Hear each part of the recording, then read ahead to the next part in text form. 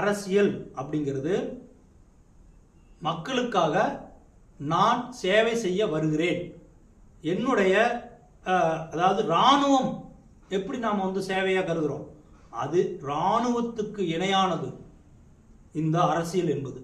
அந்த அரசியலில் ஒரு பதவிக்கு வரணும்னா இராணுவத்தை நாம் எப்படி மதிக்கிறோமோ, எவ்வளவு புனிதமாக நினைக்கிறோமோ இந்த நாட்டை காப்பாற்றுறதுல, அப்படி அதாவது வெளிநாடுகளிலிருந்து அல்லது தீவிரவாதத்திலிருந்து இந்த நாட்டை பாதுகாப்பதற்கு இராணுவம் அவசியம், முக்கியம். அவ்வளவு அவசியமாக நம்ம பார்க்கறது போல உள்நாட்டில் மக்களை பாதுகாப்பதற்கு அரசியல் முக்கியம். அப்ப இந்த அரசியல்வாதிகள் எப்படி இருக்கணும்னா இராணுவ வீரர்களை போல இருக்கணும்.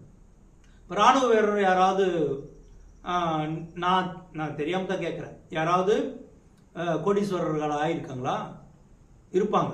யாராவது 1-2 யாராவது ஒருத்தர் லஞ்சம் வாங்கி அல்லது இராணுவத்துக்கு ஏதாவது தளவாடத்தில் வாங்கி ஊழல் செஞ்சிருந்தா ரொம்ப கோடீஸ்வரராக ஆயிருக்க வாய்ப்பு இருக்காது.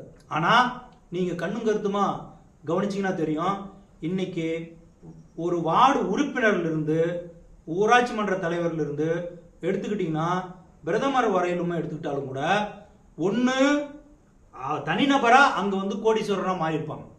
இல்லைன்னா அந்த கட்சி பல லட்சம் கோடிக்கு கோடீஸ்வரராக மாறி இருக்கும்.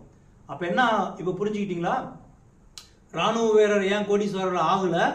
அவர்கள் எல்லாமே நாட்டுக்கு எல்லையில் நின்று எல்லைக்கு அப்பால் இருந்து எந்த விதமான பாதிப்பும் இந்த மக்களுக்கு ஏற்பட்டு விடக்கூடாது என்பதற்காக நாம் ஒரு அமைப்பை உருவாக்கி நடைமுறைப்படுத்திட்டு இருக்கோம்.